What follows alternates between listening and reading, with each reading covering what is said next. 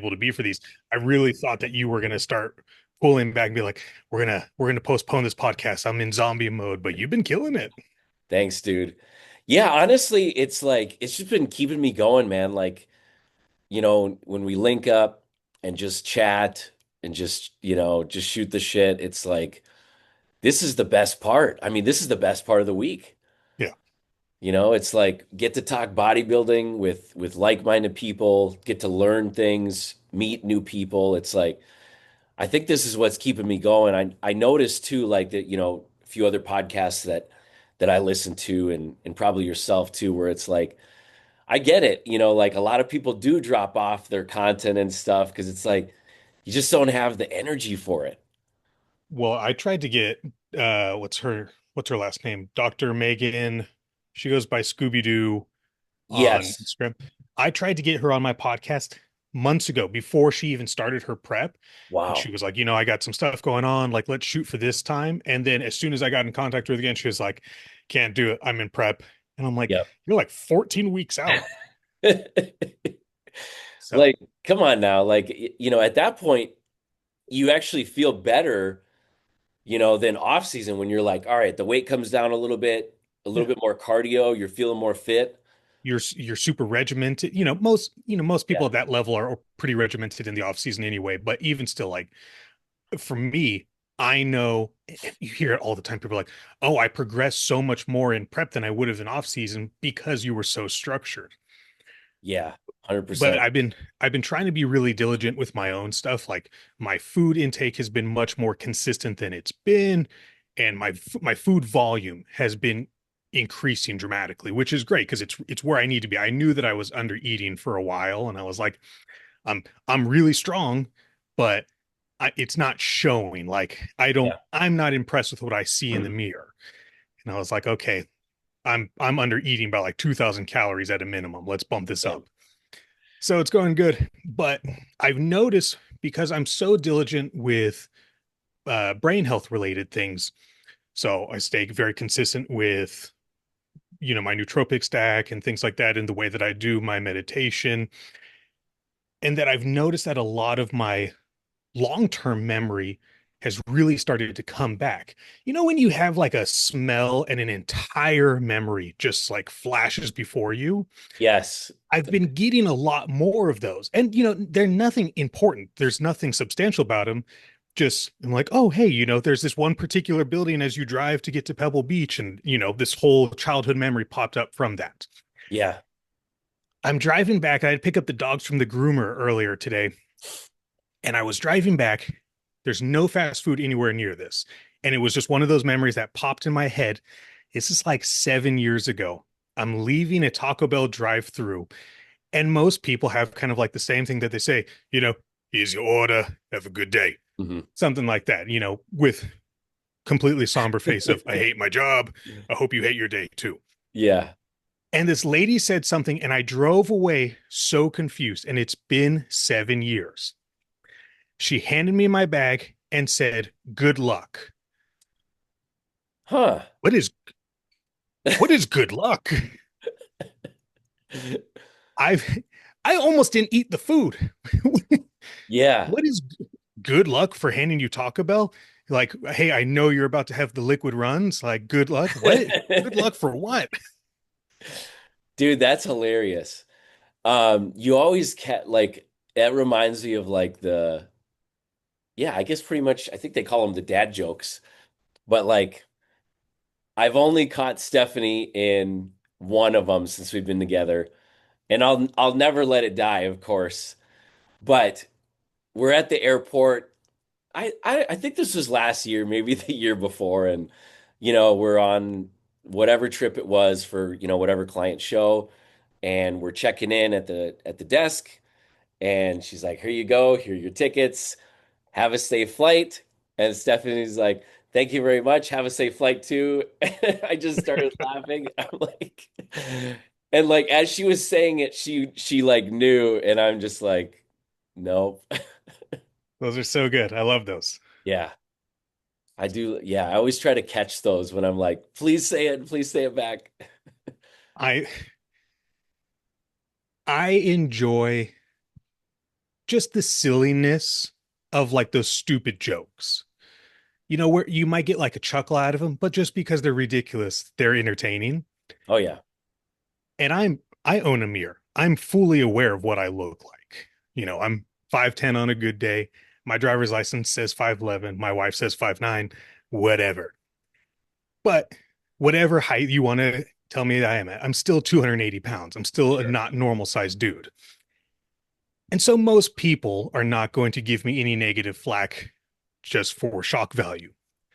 So I get to say some really outlandish stuff and get away with it. We we go to the movies the other day, and my kid was at my mom's house doing stuff out on the farm, and we grabbed, the thing of popcorn. And my wife was like, "Oh, I really want some sour candy." So I grabbed the sour candy and I put it on the counter. And the lady is like typing stuff in on the little kiosk thing, not paying attention. So by the time she finally gives like one eye over to acknowledge that she sees us there, she goes, "Is this it?" And I said, uh, "Actually, I just wanted to show you this stuff before we stole it." And my wife is just like, "Can you not?" I was Oh, like, "Hey." I can picture that, man. That's hilarious. But I'll do like I don't know if you get the aggressive salespeople at your Costco, but we get like the cell phone people. Yes. They're like, "Hey, what's your provider?" Hmm. And so I'll be walking and they'll, try and, "Hey, come over here, muscle man." And so I just look at them and I keep walking. I go, "Oh, I'm sorry, I don't speak English." And then I just keep going and I just watch their face go, "What?" That's a pretty good one. That's a fun one.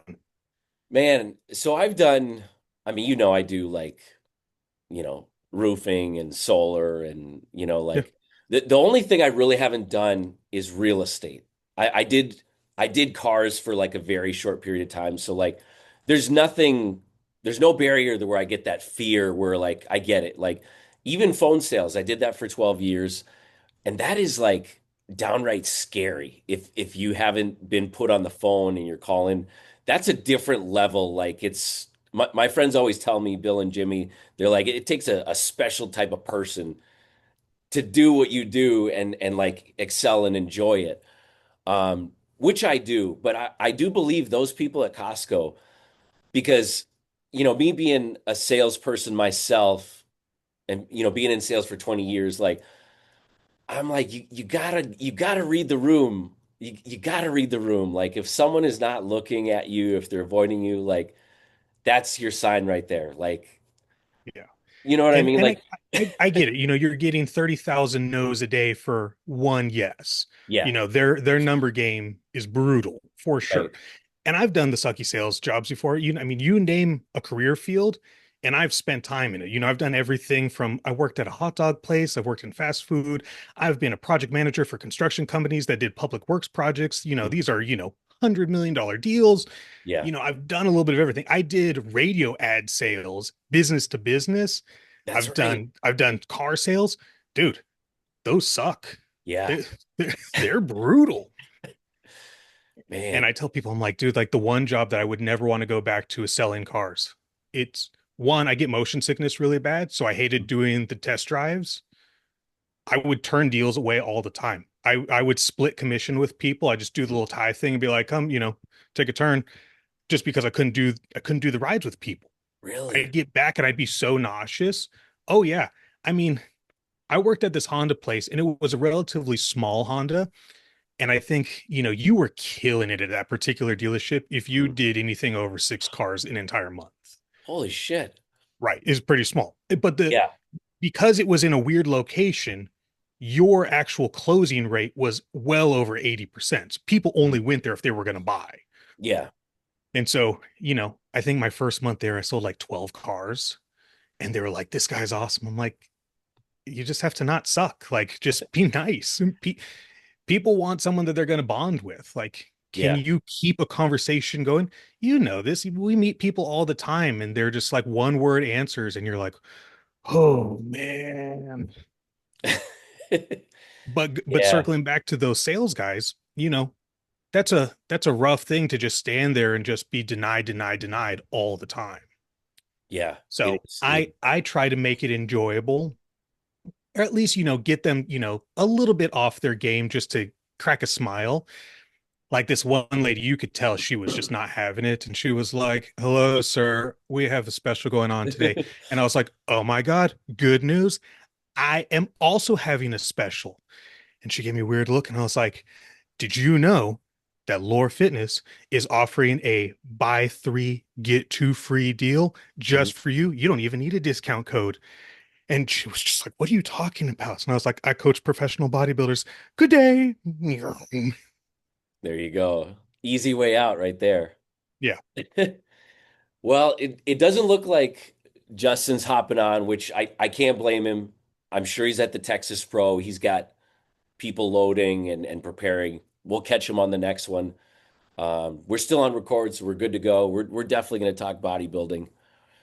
But I'm trying to think, man.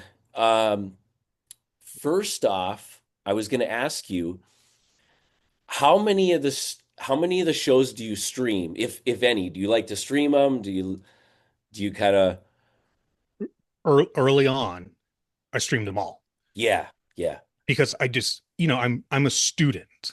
I love learning. I see what they're rewarding, and every judge has something, that they're looking for in particular. And that's such we've talked about this till the cows come home. Hmm. The judges have a criteria like here are your guidelines. This is what you're looking for. And it is up to them to decipher in their opinion what is that, which is tricky because granted everyone's opinion is going to be different. You might have some similarities, but you've seen the way that shows are rewarded. Sometimes not everyone agrees, and that's just part of the deal. Hmm. So I used to stream everyone, every big one that I could. Yeah, Thankfully, for the most part, they're not tremendously expensive, and the quality has definitely improved over the years. yeah, But nowadays, I only stream the shows that I have people in for. If for some bizarre reason I can't make it, it's like I'll have to stream North Americans because it's too close to when the babies do.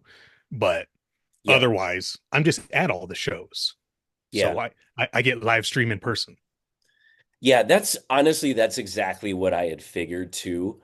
And like, I think with more shows being streamed, I'm like, why the hell would I not get this? So like, so we watched the Tampa Pro. Of course, we were talking with Turner. I watched his client, which we know Gator too. I watched him compete Thursday, which he got two firsts, I think the 50 and the 60. You look That was great. great. Oh, so Yeah. good. Yeah, and then of course, we watched Friday the 212 and Saturday the Open, and then with the close competition between Quentin and Hutchinson, I was like, why the hell don't I just stream the Texas Pro? Like we got nothing else going on. Like we're a week But out. but but was it close? I feel like there's controversy in our friends group with this. Yes, I mean, I think Quentin was leading by 1 point for prejudging, Okay. so he was leading by 1 point, and then by the finals, Hutchinson had gained 3 points. Yeah, so he won, by a small margin. I just think, I listened to a podcast earlier too, and I've been saying this for years, and I know people have been kind of like not bashing me, but they didn't really believe it. And it's like, no, no, no. Anyone with the bodybuilding eye who's been around knows that he has the structure to be incredible.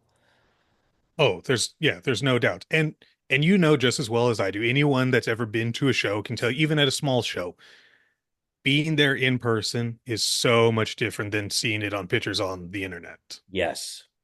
Yeah. And that's a prime example. And I said this when I came back from Toronto. Like I am a huge Cody Drobert fan, Hmm. and seeing that in person, pictures just don't come close to it. It's such an impressive look. And Quentin's one of those things too. And when you see him in pictures next to him, he's like, well, because he has such long limbs that it doesn't have the same pop. And sure, you can make that argument, but when you see that kind of structure, it's wild because it's not normal. Yeah. And I mean, the waist, I can't get over how small the waist is with, that much size. And, yeah, obviously they're talking about, of course, to get to that upper tier, top five Mr. O or even Mr. O, everyone knows he needs size. He knows he needs size. But I mean, just the structure itself, I mean, It's head to beautiful. toe, he's So beautiful. complete. Yeah. Yeah. Yeah. So it's funny now. I mean, like I said, we'll probably stream Texas for 29 bucks, whatever. We're not doing anything else. We'll watch the rematch.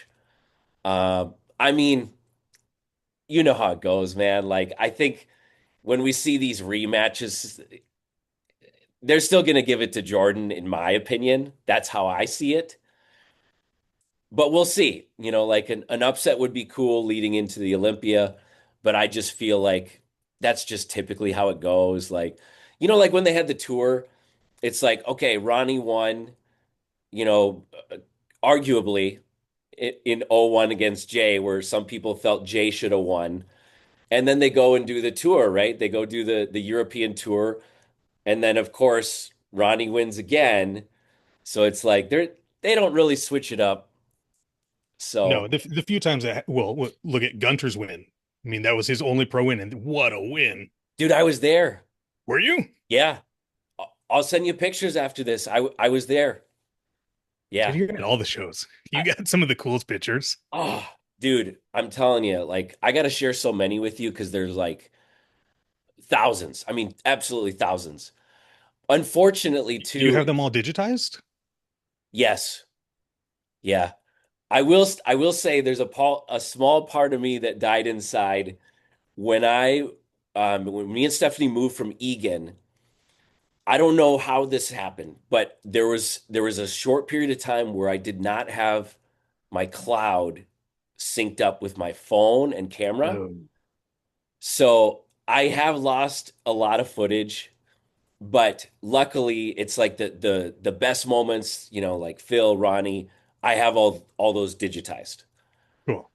So yeah, we lost some footage, but hey, it stuff happens, like Yeah. you can't take away that memory. Yeah. No, I saw the competitor list for Texas, looked like a great show, Mhm. but I'm very emotionally invested in Tupelo. Right. Right. Uh man, I'm super jazzed for it. One, it's a great show. If you get the opportunity to go, even as a spectator, it's in a great location. The town of Tupelo is fantastic. The people that put the show on, it was great. It was very, very enjoyable experience. Aside from the gross humidity, it's great to be out there. But and I was going to talk with our guests. I guess we'll do it next time Yeah. about that particular thing Oh yeah. because we can have this conversation and then we'll have it again later. Exactly. Yeah. Every coach, every good coach has had a couple of fuck ups. Hmm. You become a good coach because you learn from those and you realize what went wrong, how to prevent that from happening again, and then you progress forward. Absolutely. It is unfortunate when it happens on a big stage, but sometimes it does happen. Hmm. I had one that happened last year. It was the biggest one that I've ever had, and it's something that haunts me every single day.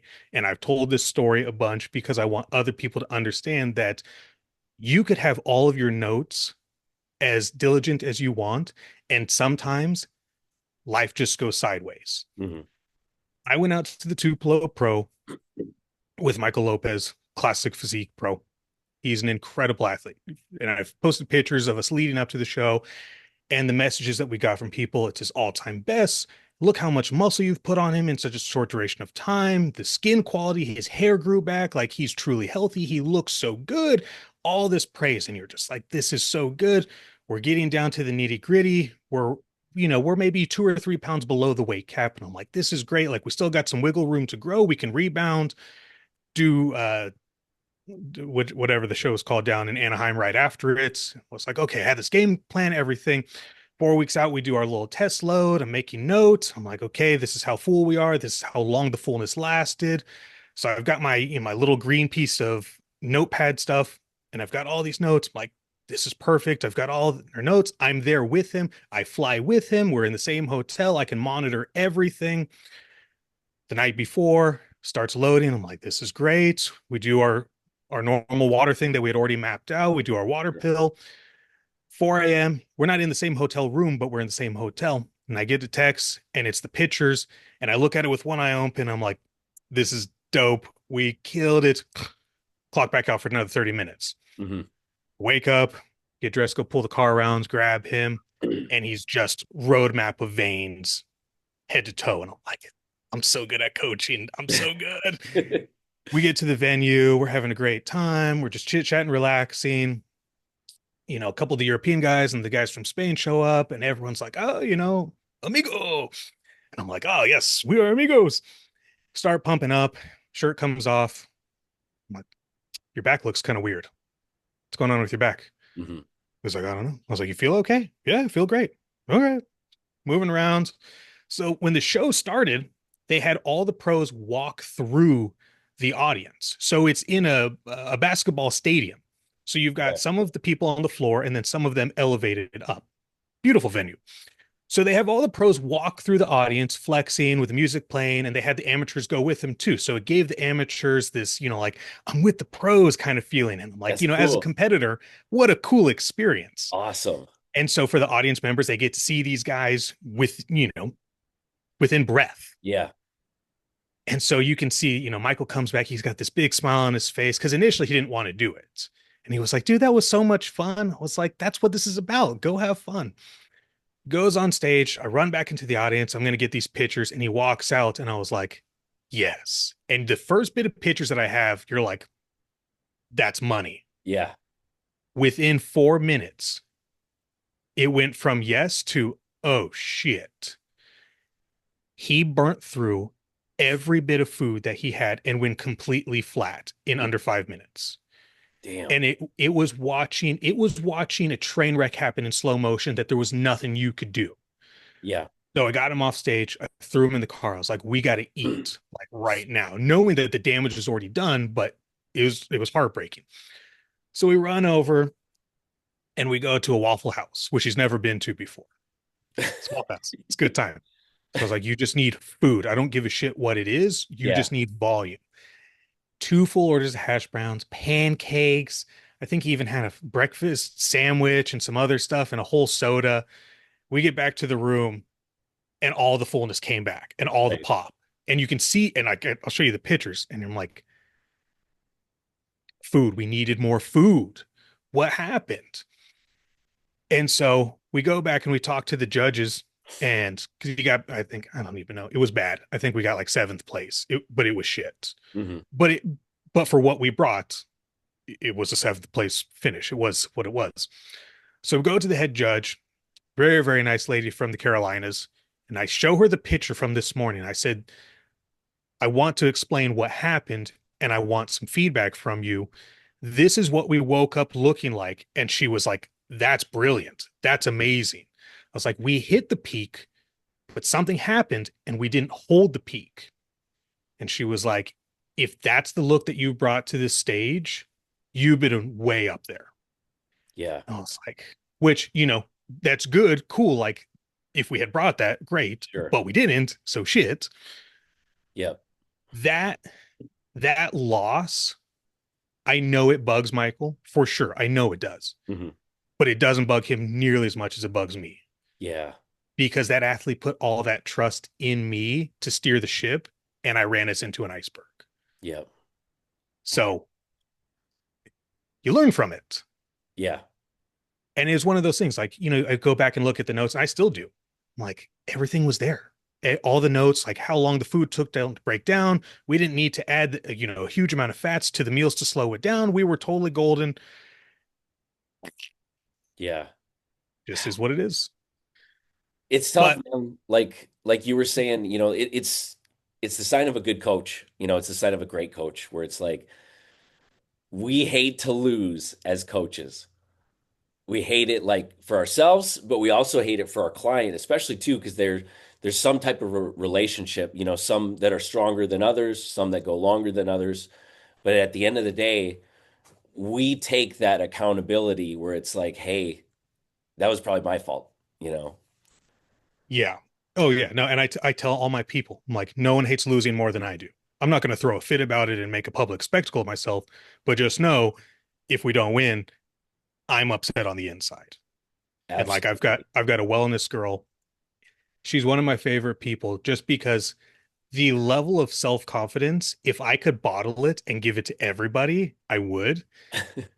We've done a couple preps now, and I'll say like, hey, whatever, we're 4 weeks out.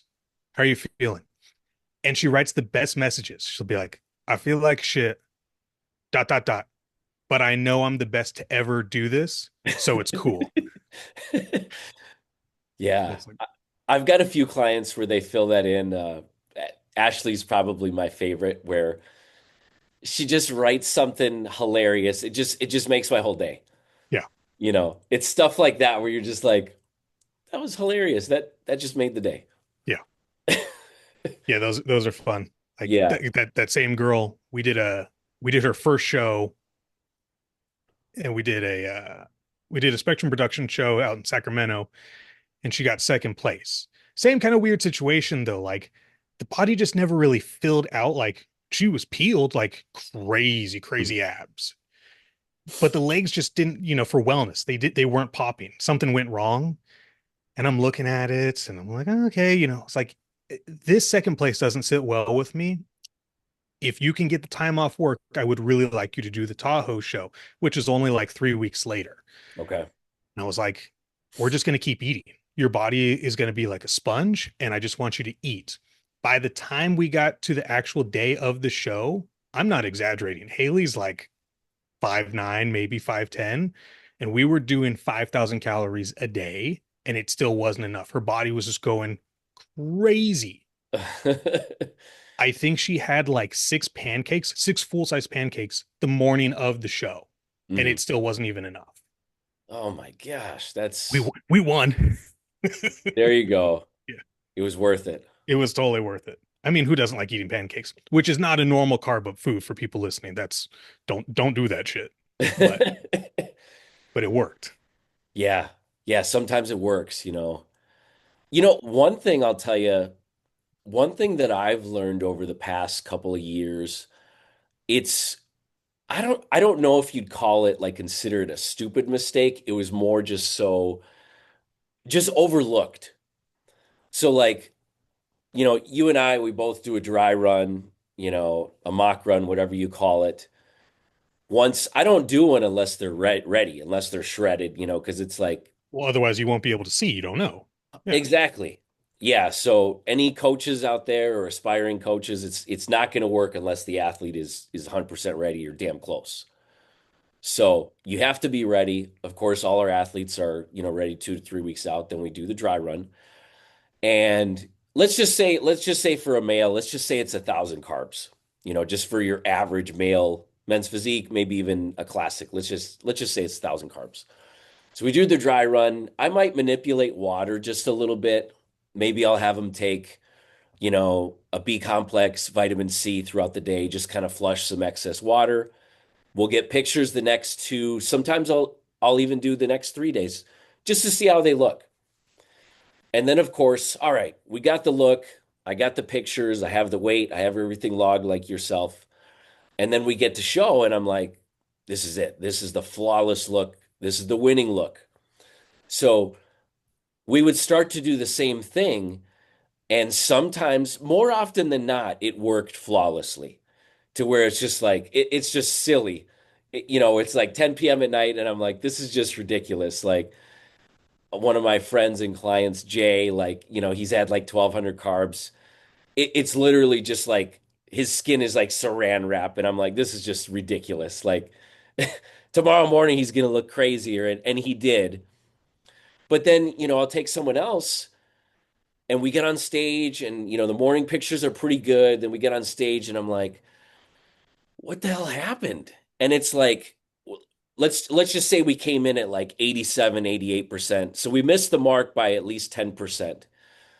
And what I was factoring it to is, after we talk and everything, I started to kind of make note of the people that I would talk to.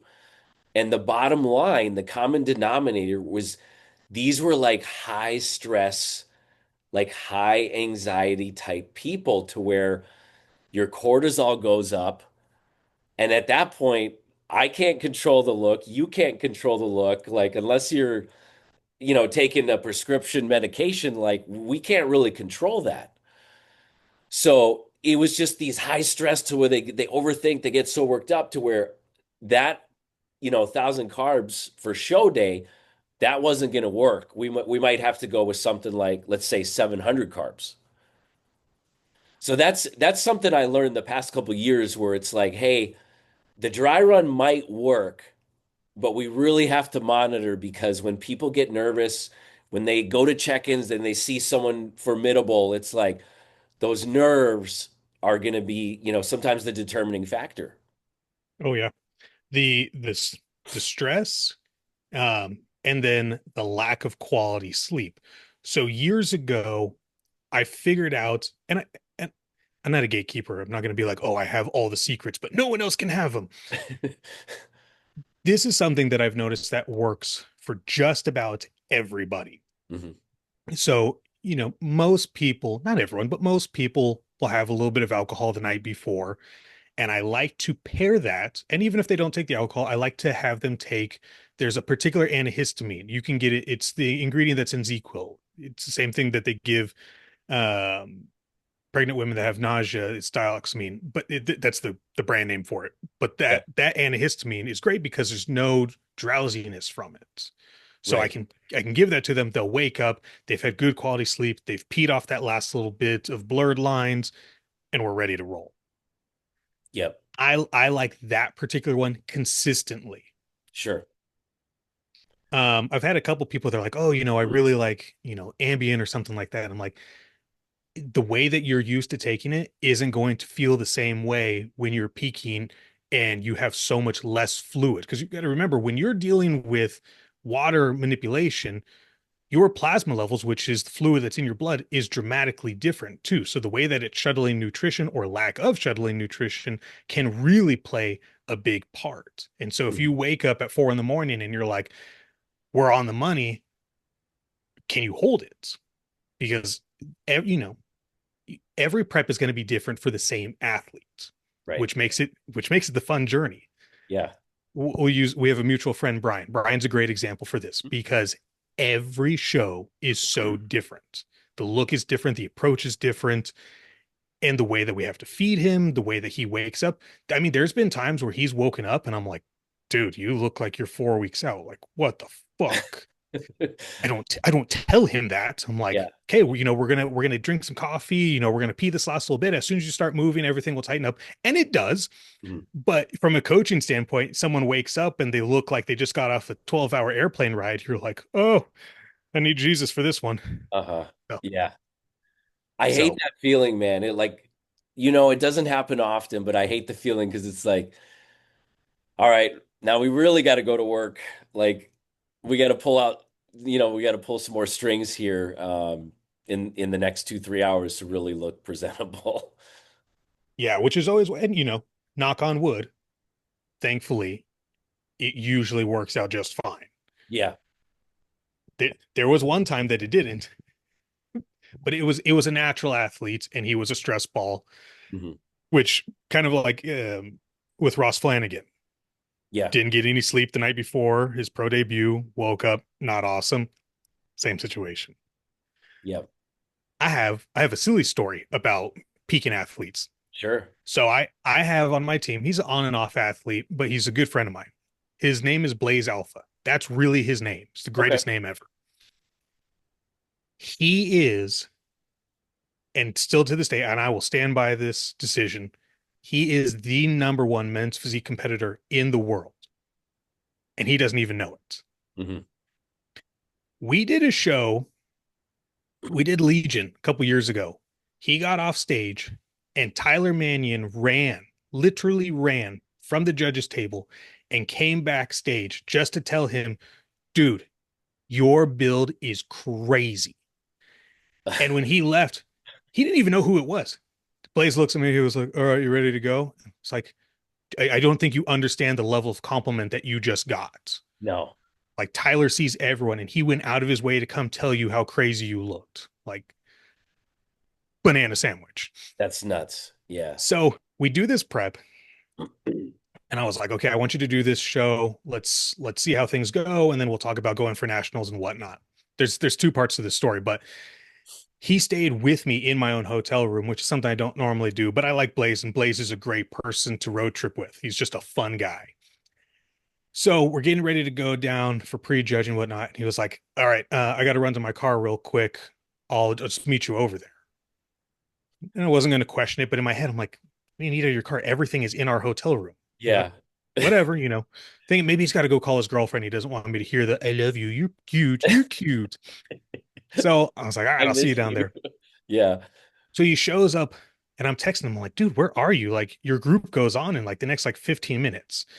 He rolls in, and I see him, and I'm like, "This dude is high as a kite." He went out to his car and smoked a bunch of weed. Mhm. So he was doing both men's physique as well as classic. And we'd been working on this posing routine for classic for over a year. I mean, it was down pat. Like Holy he could shit. have done it with his eyes closed. It was perfect. It showcased everything good about him. It hid all the bad things. Not like there was any, but whatever it was, they're not there. He goes out on stage. I'm backstage and I'm watching on the monitor. And he gets like maybe a third way through the posing routine. And he kind of like freezes mid pause, and then he just starts making stuff up on the fly, and you can see that he was making it up. Like his abs weren't tight, he was doing weird stuff with his legs, and he comes off stage. I'm like, what was that? And he's like looking at me with it's like all slanty eyes. He's like, what are you talking about? I'm like, dude, you forgot the posing routine. He Yeah. looks at me and he goes, no, I didn't. I felt that it didn't flow, so I just kind of winged it. And I'm looking at him and I'm looking at our friend that's with us, and I'm like, he just told me that the posing routine we've been mastering for over a year didn't flow. What the hell are you talking about? So he went into the other corner and he just started snacking on some rice cakes. He was like, okay. I was like, dude, you got too high to remember your posing routine. That's Uh-huh. too much weed. And then he was arguing with you. Come on. Yeah. It's like, no, it didn't flow. That's hilarious, man. I love that Yeah, story. it's so common, man. Like, I mean, we don't smoke or we don't do any of that stuff. But, a lot of clients do. I mean, it's like, hey, if it doesn't affect your training and your eating and your posing routine, then that's fine. Obviously, stay away from the hard drugs, but it's like, yeah, I don't know. I've had clients tell me that they get more focus pre-workout, but then when I see the workout videos that they send me, I would not call focus would not be the word that I would use. So I hear this all the time, and they're like, "Oh, I have the best workout ever. Like I feel like my muscle is just so active and that I can Yes. feel the weight so much better." But I see the same thing. I'm like, "Dude, you're like visually what I am seeing is a lack of explosion out of the hole for, compound movements, and the workout speed is dramatically different too." Yes. So, I mean, there's some athletes they can get away with it, and I'm sure the potheads could really tell you like every strand that does something different and how it helps them or how it hinders them. Like I'll tell my people like, look, man, like as long as it doesn't negatively affect your workload as well as your personal life, I don't care. Right. Don't come to my house smelling like weed, but Yeah. if that's what gets you through the day and aids you in your appetite suppression, go for it. Yeah. But Yeah. the hard drug thing is kind of a weird one because every once in a while we'll get some people that are partiers, Mhm. and I don't ask that kind of personal questions. It's Mhm. not my place. But I got a text one time and I thought it was a joke. It was like, "Hey coach, I'm gonna go to Red Rocks in Colorado and we're gonna go party out there." And I was like, "Oh, dope," thinking that they're gonna go see one of the concerts. Yeah. And the text that came right back to us like, "How much cocaine can I take while on clenbuterol?" Oh no. I was like, No. "You're so silly." And then the text is like, "I'm still waiting for an answer." I'm like, "Oh, you're serious?" She's like, "Yeah." I'm like, okay, first of all, I've never done cocaine, so I don't know what the appropriate amount is. They're like, "Well, I'm going to bring 4 grams with me." So I think if I spread that out over a couple of days, I should be fine. Like, well, if you die, that's on you. Yeah. I was like, why can't you be like a normal Red Rock person? Just do mushrooms and go sit on the grass and just like kind of be retarded for a little bit. Like cocaine and clen just don't sound like the right combination. No. I mean, that's some scary shit, man.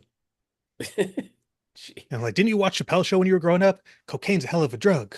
Yeah. Man, I got a good peaking story. I don't think I've told you this one. And Stephanie would love this. She's working right now. That's why she's not on the pod. But this is a great one. So this was 2017. This was before we started dating, and she's doing the show's no longer there. It was a Shredded Cheddar production. It was called the M3.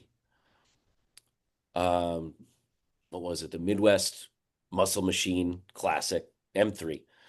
So we're going for the overall there, and then she's going to do Junior USA's after that a few weeks later, right? So I have her and I have my old client Mustafa, and it's his first show. And they had both chipped in. I was going to fly there. Don't laugh at me. Minneapolis to, I think it flew into Madison. I don't know. It was a How short long? flight. Let's just put Yeah, it I was that gonna way. say hell, that's not a very long It flight. was like a 40-minute flight, but Okay, they were nice enough that they wanted to fly so that I could be there at check-ins and all this stuff after work. So I flew there, and then, they split my hotel and all that stuff, which was great. very So I nice. get there. Yeah, so as soon as I land, I message both of them. I text them and I'm like, hey, just landed. I am 35 minutes out from the venue where the check-ins are. I'm going to go take a look at you as soon as I get there. We're going to pose, take a look, see what we need to do for food, right? I get a response from Stephanie. Glad you made it. See you soon. Get there, text them both. Hey, this is my room. I'm in 308. Well, blah blah blah. I'm just gonna get a bite to eat. Come over. We'll pose. Get some pictures. So I do that quick, get settled in. I walk over to Stephanie's room, make sure she's on track. We do the pictures, we do posing, give her the rest of the meals, get her ready, all that stuff. All right. So now I'm texting Mustafa again for the third time, and I'm like, hey, I'll be over to your room in like 2 minutes. I'm just 2 minutes away. So I go downstairs, find his room, start knocking, nothing. And like there's no one around me, so I can like hear, and I'm like, okay, okay, bang, bang a little bit harder, nothing. And I'm like, Can you hear movement in the room? nothing. I don't hear anything. So now I'm like, I kind of feel awkward, and I'm like, I kind of get like my phone, and I'm like, ching, ching, ching, ching, ching, ching, ching. So now I know this is loud enough to where if you're sleeping, this is probably going to wake you up. All right. So now I'm getting on the phone. I'm calling him. Nothing. I knock one more time. I'm like banging. I'm like, Mustafa, I'm like, we got to pose, man. Let's go. Nothing. I don't hear anything. So then I knew his sister and brother were there, and I had met his brother and sister a while because they would take him to his training sessions with me. So I call his sister and I'm like, "Hey, are you guys here?" And she's like, "Well, we're on the way. We're driving from the cities." And they're like, "He's there. He's there. I think he's there." And I'm like, "Okay," because I'm at his room and I'm like, I'm not getting anything. I don't know if he went to check-ins or tanning or I don't know where he is. So, long story short, the hours continue to pass by. There's no word from Mustafa. I manage to go to sleep. We finish Stephanie's check-in process, all that stuff. I wake up, it's like 5:30 in the morning. I text her, I text him, "Hey, I'm up. Let's see how we're looking. It's show day. Let's do this thing, right?" So I go take a look at her. We go downstairs to get meal one, and she brings her food down. I bring my food down in the little like cafeteria area. we're eating, we finish our meal. We're about to head to the venue. It's like 5 minutes away from the host hotel. And I'm like looking at and I see Mustafa and he comes over and I'm like, dude, what the hell? Where have you been? He's like, I'm sorry, coach. I just woke up. And I'm like, dude, I flew in yesterday at like 3 p.m. I was banging on your door. I called your sister. I've called you. And I'm like, we got a show, man. Like, so basically, he had slept from whenever he decided to sleep through all the knocks, through all his family's calls, through my calls, slept through the entire night, wakes up at 8 a.m. and we're about to get on stage in like 40 minutes. So, I mean, literally, I'm like, I can't even look at him at this point because we gotta leave. And I'm like, let me just see your abs. And he pulls up his shirt, and without me, I that's all I had to see. I mean, there was no water manipulation, there was no carb loading, and it was like, all right, this is over. And this time, it wasn't my fault. 100% the athlete's fault. And I felt bad because like he's a very competitive dude. He was I believe he was Iranian. So obviously they take any sports they take Very serious. Yeah. very serious. So, and he got on stage, he looked awful. We lost the show to a guy with less genetic capability. And it's like, man, dude, you could have won that show. But It's frustrating. yeah, I never heard of anyone sleeping like that though. That's wild. dude, it's definitely one of my craziest like night before the show experiences because like that was so strange. And then it's like to get on stage basically, I don't know how he slept for at least 12 hours and then with no food, no water, it's like how do you expect to look, you know? Yeah. I'm that's a rough one. Yeah. I forgot about the story. It popped in my head when you were like, it was the athlete's fault. And I was like, oh, I have one of those. Oh, okay, let's hear it. So when I really started getting into the bodybuilding coaching, I mean, this is years ago. This buddy named Robert, and at a time I had a handful of Robert friends. So he was tiny Roberts because he was Yeah. 5'7" on the slender side. Very good bodybuilder though, and hard worker. Never gave any kind of grief about anything. And we've done a handful of shows. We've did shows out in Nevada, different shows across California, whatever. Took him from being natty, took him to being very enhanced. So seen the full spectrum of it. Lots of fun, lots of great memories. And he was the first athlete to ever give me a gift. And Oh wow. and I didn't know what to say because no one had ever gotten me a gift before. I'm just, I'm coach. You paid me for a job. I did my job. We won. Congratulations. Go thrive. Mhm. But he got me a pair of shoes. And I Got thought it was such a unique thing. And I'm like, thanks. What yeah. do I do with them? He was like, wear them. I'm like, okay. I give credit where credit's due. They were fantastic shoes. I wore them until they literally fell apart. They were great. So we do a handful of shows and we really pushed the envelope for this one. I was like, okay, we're gonna come in like stupid shredded. It was like, yes. I'm like, okay, it's gonna be our last show. Then you're gonna take a nice break. We're gonna be fine. So he's sending in the pictures. I'm dialing everything in, and this is probably one of the most shredded moments I've ever had. Mhm. Early on in the career, Yeah. and I'm like, again, I'm like, I'm great at this. I'm a great coach. And so I'm like, okay, send me the pictures. I need your normal ones. I need you to send me pictures during your poses as well. And so this is just as men's physique is really starting to ramp up. I think men's physique has been out for like 2 years now. Yep. And he sends me a picture the day before. And so, walking through the carb load process. This is how we're going to drop our water. And for certain athletes, I really like a particular over the counter water pill. Mhm. So there's a product called Diurex. and the Sure. actual one is Diurex Complete. I like that one. You get the caffeine free one. That product works very, very well. It's very strong, surprisingly, for being an over the counter thing, but it works great. And I've used it for years.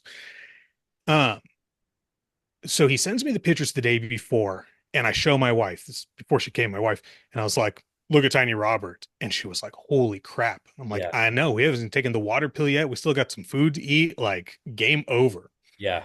I was like, all right, man, get some sleep, enjoy your little bit of vodka, and I'll see you tomorrow morning at the show. So we drive out to this is back in the day when John Lindsay was still doing shows. Okay. And so we go to the Chabot College, which was where they had, the Contra Costa and a lot of the West Coast shows in Northern California. Right. Very, very cool place to go to. Go there, and I see him, and his face doesn't look right. He doesn't have skeleton face. Hmm. What's going on? And he was like, I'm ready. I'm like, let me see your abs. Lifts up his shirt. I'm like, what did you do? And he was like, I followed everything like you said. I'm like, that cannot be. I'm looking at the picture that you sent me yesterday. Yeah. This looks like a Greek god. You look like you're ready for the buffet classic. What happened? And he was like, no. And then there's like a pause. And he goes, I need to confess. And I'm thinking he's going to tell me that he just went and ate at a buffet or something. He goes, I was having a lot of self doubt with myself, and I took the water pill a day early. And I was like, hang on, it Huh. doesn't work that way. And I'm like, run me through everything. And he goes, okay, so today is Saturday, our show. I sent you pictures yesterday. That was after the water pill pissed out all the water. I was like, so you took 50 milligrams on a Thursday? He's like, yeah. And I'm like, and on Friday, we drank a quarter of a gallon of water. He goes, yeah. I'm like, you dehydrated the muscle. And it was like it never even crossed his mind. Yeah. And I was like, it's totally up to you, man. You can go on stage or you cannot. And so he went out for prejudging, looked horrible, and we just left. We went and got a sandwich. Mhm. And then we kind of laughed and cried about it and didn't even go back for finals. Oh man. Brutal. That was the last show he ever did. Really? Yeah. Gosh. Yeah. I That's guess I'm funny. I, not I found surprised. some of those pictures the other day. I was like, oh, Tiny Robert. Dude, it's so cool looking back, man. Like I'll tell you, um, I talked to my good buddy Chris Kirkhoff. I don't think you've been on with him, but he's moving to Montana. He has his own gym in Austin, Okay. and he's a an equipment connoisseur. Like he talks with Justin Shire, he talks with Sean Clarita. They trade equipment, all this stuff. Super cool. Anyway, yeah, long story short, he's moving to Montana and then he's going to be hopefully a regular on the pod. I'll believe it when I see it. But we got a lot of cool stories and like I don't know if it's a female thing or I don't know what it is, but I think us guys just like looking back, whether it's the guy, like, man, when I was in high school and I was running football, you know what I mean? Like, I don't know, maybe it's a guy thing, but like over here, I'll have to show you, I'll have to show you over this. I got a full magazine rack. I'm looking at it and it's just full of Muscular all development. muscular development. I got Flex magazines. The only off, a couple off, I have a couple Time magazines, Sports Illustrated, where Michael Johnson, he's on the cover, winning the 200-meter dash, all that stuff. But I got all the classics. And it's like some days I'll just come down here, I'll just flip through, and I'm like, I'll see Kevin Levroni's workout, and I'm like, I used to do this one. Why don't I do this anymore? Like just stupid stuff like that. Circling back, what did that have to do with the guys versus girls and being great in high school?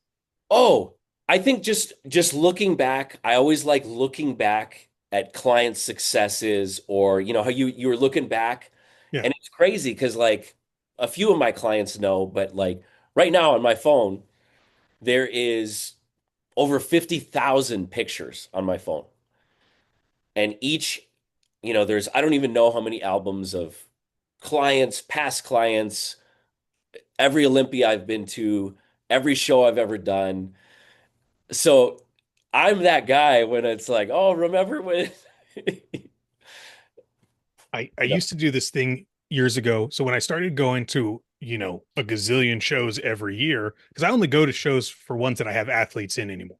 right, Now, I've been doing this for so long. Yeah, I don't need to just go and spectate unless it's something like really cool that I really want to see. Like if you told me Justin Shire was going to be at Legion, like I would go there just to watch Justin. sure. Um, but I would go back through pictures and some of them weren't time stamped. So I could never remember like what year was that show. So I used to pick an outfit and it would always be like a really outlandish outfit. And I would wear that for every bodybuilding show that I would go to on the show day. Yeah. And so like I think one of the some say it's the worst, some say it's not. That's up for debate. But I have this, it's a it's like a Hawaiian shirt and it's got sailboats all over it and the flag or the sail is an American flag. And Okay. so there's that. It's blue and a handful of other colors, but I would wear boat shoes with it and I have these salmon colored shorts above the knee with lobsters on them. So that one particular year was definitely a standout outfit. Yeah. And Brian's wife Angie hated it. And and I had reposted that picture one time. She was like, just burn that outfit. Don't ever wear that again. Yeah. It's like, okay, Hilarious. noted. I So can now picture now it now I just perfectly. wear all my own branding. Now I just wear all lore release. And now that's how I ended up with the my one of a kind shoes. Hmm. I have those special lore shoes. And that's what started it. I was like, I'm just gonna wear cool shoes so I'll know exactly what year it is. But everyone likes the shoes so much now I just wear them all the time. That's funny, man. Yeah, I'll have to see. You'll have to send me a picture of that outfit. I got to see it. Yeah, it's I I I told my wife this when we first met. I said, you should get out now. She goes, what are you talking about? I'm like, this is never going to get any better. So get out now while you can. And so, my body has changed and it's been, super, super lean. Like when we went down to Mexico for the first time, it's been fat. It's been all the shapes and sizes, not good. And so I told my wife and I was like, you know what? I don't think you have very good judgment. She was like, and why would you say that? And I was like, because I saw me naked and I wouldn't have sex with me. So what's wrong with you? She just looks at me. She goes, "You're an idiot." I'm like, haha, but I'm your idiot. Facts, right? But it, I was going to, there was a long circle to get to the whole point of this story that I was going to tell you. It takes a very special person to understand and be okay with being a spouse of a coach that deals with a lot of women. Absolutely. Because, being a coach is not just, we're, I love this from the other episode. We're not program centers. Right. There's a lot of therapy that goes in with prep and everyone, guy or girl, Oh yeah. everyone's got issues. But when you're getting very revealing pictures followed by a Bible verse of, all of my personal woes, and you need to be emotionally there for them during that, it takes a very special person to be the spouse of that person, giving that kind of emotional connection to someone else. Yep. And so, Yeah. major, major kudos to my wife for being supportive and letting me do this because I'm very big on privacy with my people. Any pictures that they send me, I'll never post someone's progress picture if I don't have their okay. And I'm definitely never posting someone in their underwear, especially from a backside, if they're not okay with it. Yeah. 100%. And we see some weird stuff on the internet, but I'm just like, they got to a time where I had to start getting really, you know, not aggressive, but stern with people about what they were wearing in their stuff. Hmm. And I remember this one lady wasn't even a competitor. She reached out to me and she goes, I want to get back into, my high school body. We all hear it. And I was like, okay. I I was like, and here's the thing, when you send in progress pictures, you wear what's comfortable. And I said this word for word. I said, do not send me any naked progress pictures. I Mhm. don't want to see it. Just sports bra, whatever, that's totally fine. As long as I can see a couple of key areas, that's all that I need to see to monitor our progress. Sure. In the same conversation, she goes, oh, let me show you a picture of what I used to look like so you know what I'm thinking of. I was like, okay, perfect. Turns her phone over and it's her in completely sheer lingerie. And I'm like, we literally just had this conversation. I'm like, what am I supposed to tell you? Nice tits. Yeah. I mean, Boundaries, lady. Boundaries. boundaries. 100%. So if you are an aspiring coach, make sure that your lady is also understanding because you're going to get some weird shit, even if you don't want it. Yeah. And sometimes, sometimes it is just the fact that it is very new for people and people just like aren't quite sure. So like, I've on the flip side, I've gotten pictures where it's just like you're literally in a business outfit and a blouse. I'm sorry, I cannot see any muscle tone, nor can I see any muscle on you. So I've had to kind of explain that like, you know, shorts, sports bra, whatever you're comfortable with. So it's sometimes you just got to lay it out. You got to lay it out like it's just, you're laying it out This for them. this is the expectation. Please be comfortable. If you Mhm, want to wear a bikini because that's what you're going to be wearing on stage, I would recommend it. mhm. Start getting comfortable with it. It doesn't have to be a competition bikini. Could just be something off the rack from Tilly's. Yeah.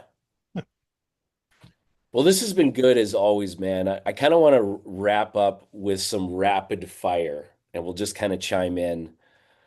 Uh, favorite cheat meal? I feel like I know what it is, but let's hear from you. Pasta. Okay. I was gonna say burrito for you. No, that's not a cheat meal. That's a daily staple. Yeah, that could be clean enough. I'm 52 weeks out, permabulk. Yeah, mine's hands down, mine's gonna be sushi for sure. Yeah, Do you have a particular type of sushi? Because it's like a weird umbrella. I do. I do. And the long story short, because it is a rapid fire, I didn't used to like sushi. I don't know if it was a texture thing. I don't know if I just probably just didn't have the right kind or quality sushi. But now it sits the best on my stomach besides steak. It's gonna be a tie between red meat and sushi, but it's gonna be, like a shrimp tempura, um, You like the California roll, yeah, something like that. Crab, salmon, it's all the same to me. I love it all. Yeah, bucket of rice. All right, yeah. back to the rapid fire. Uh, cardio, fasted or post workout or anytime you get it done. For me or for clients? Let's say clients. I prefer them to do fasted cardio in addition to a 5 minute walk after each meal. Okay, I like it. I'm gonna go. I'm gonna go fasted, but then a quick follow up if you just can't or you won't, just do it whenever you're gonna do it. But fasted, I'm a fasted guy for sure. Like I see much better results with fasted, and people are generally pretty happy because I can keep their food higher then. Hmm. Yep. If there's one supplement, you can only choose one, and you're gonna be bodybuilding, you can only choose one. What supplement is it gonna be? Fish oil, That's a good one. That's a good one. because it's one thing that does so many things. Yeah, yeah. For me, I think maybe you can combine them, probiotic, digestive enzyme, something like that, I think for me. Some type of digestive health for me. I like that. Solid. Yeah. Let's see. Biggest, biggest current myth or joke in bodybuilding currently. Science based lifting. Yeah. Yeah. I it was like as soon as I said that, I can already hear people like, dude, I can't believe you said it. Yeah. I am 100% in agreement. Um, let's see. Are there too many pro cards given out now? Yes or no? This is gonna upset a lot of people. My personal opinion is yes. Mhm.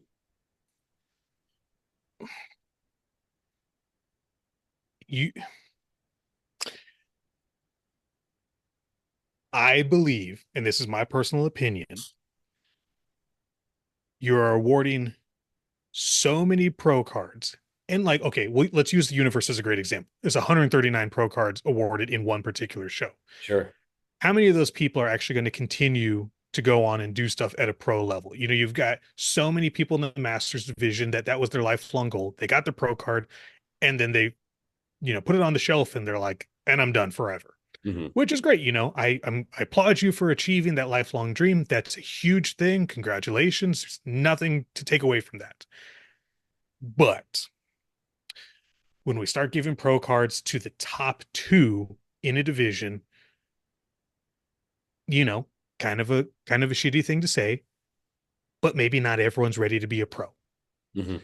because people turn pro and then they don't do anything for a couple years. Or you do have people that maybe they got in on one of the smaller pro qualifiers and maybe there was only three people in that entire division. Sure. And then you go to a pro show and now you're just another cog in the wheel that you're not competitive. I love that the pro shows are growing. I do. I see it from a business standpoint. I can easily make that argument. But from a spectator's point of view, I don't want to see the Walmart special. Right. If you are truly a master of your craft, great. You are a professional. If you got in there because you were top two or you went to the little rinky dink pro qualifier in the middle of nowhere just because it was an easy win, you know, Yeah. it is Yeah. what it is. But to answer your question, I think that there's too many being awarded every year Hmm. Yeah. I do too. because it's only here. It's not like it's in other parts of the world. Yeah. It's not other parts, like you said. Okay, last one. Favorite bodybuilding DVD documentary or film? 2003 Ronnie. Okay. Yeah. Mine's gonna be. Uh, well, Go ahead.